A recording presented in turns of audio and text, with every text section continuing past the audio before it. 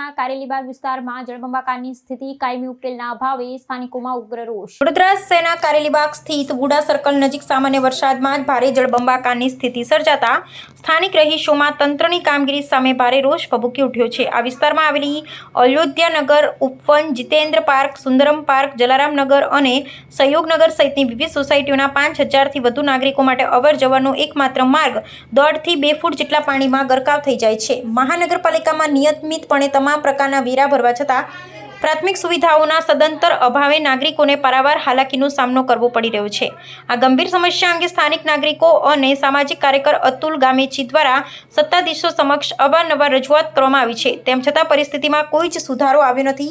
વિસ્તારના રહીશોનો સીધો આક્ષેપ છે કે ચૂંટણી સમયે મોટા વચનો આપતા સ્થાનિક નગર સેવકો, ધારાસભ્યો અને સાંસદ સત્તા પર આવ્યા બાદ આ જનપ્રશ્ને સંપૂર્ણપણે નિષ્ક્રિય થઈ ગયા છે।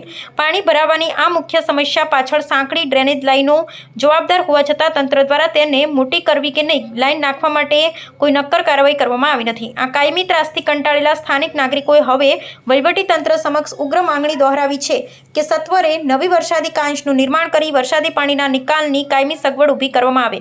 જો આગામી સમયમાં સત્વરે આ સમસ્યાનો વ્યવહારુ ઉકેલ લાવવામાં નહીં આવે તો નાગરિકોનો આક્રોશ વધુ ઉગ્ર સ્વરૂપ ધારણ કરે તેવી સંભાવના છે।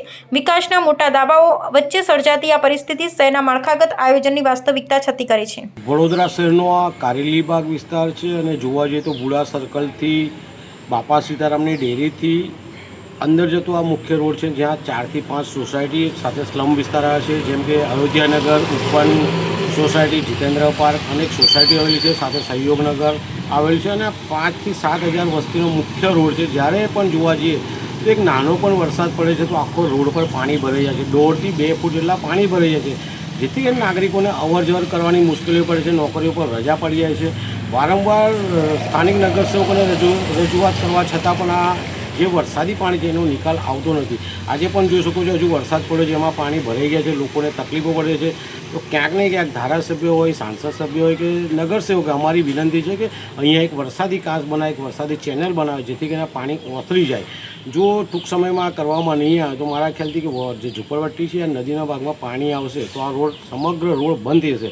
તો સ્થાનિક ધારાસભ્યો, સ્થાનિક નગરસેવકોને અમારી માંગ છે કે વહેલામાં વહેલી કે અહીંયા એક વરસાદી કાંસ બનાવે।